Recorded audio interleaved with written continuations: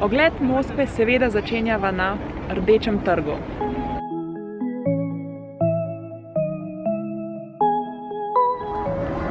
Za mano so zidovi Kremlina in to mi sledi zgodovinski muzej. Zraven njega je Kazanska katedrala. Tukaj pa lahko vidimo najbolj znano moskovsko veleblagovnico. In seveda cerkev Vasilija Blaženega.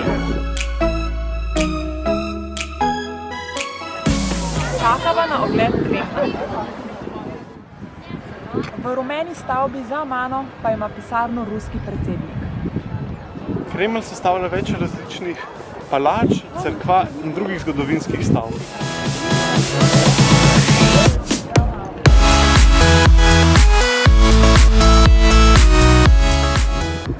Najbolj znana je katedrala Vnebovzetja.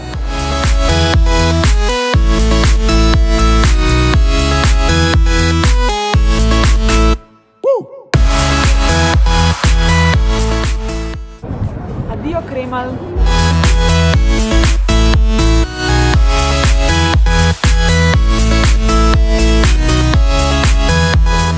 Okusila bova eno izmed najbolj priljubljenih ruskih sovjetskih sladic, ki v dobesednem prevodu pomeni torta iz ptičjega mleka.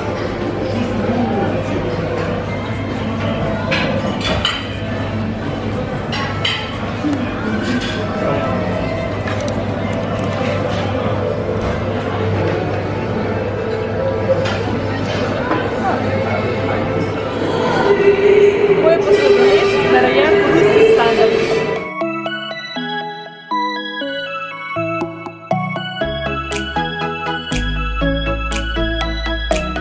Za mano je stavba Ljubljanka, kjer so prostori ruske tajne policije.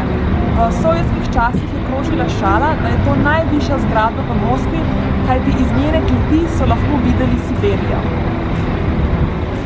Na večerjo so šla v Perevo, najbolj znano rusko verigo hitre prehrane. Probala bova bline in pelmene ter njihovo najbolj znano pijačo Mors.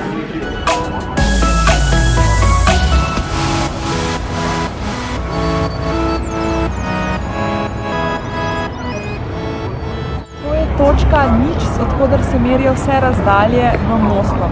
Sicer pa tukaj obstaja navada, da Moskovčani in turisti čez ramo vržejo kovanec. Če kovanec pade na kovinsko ploščo, se bo želja uresničila.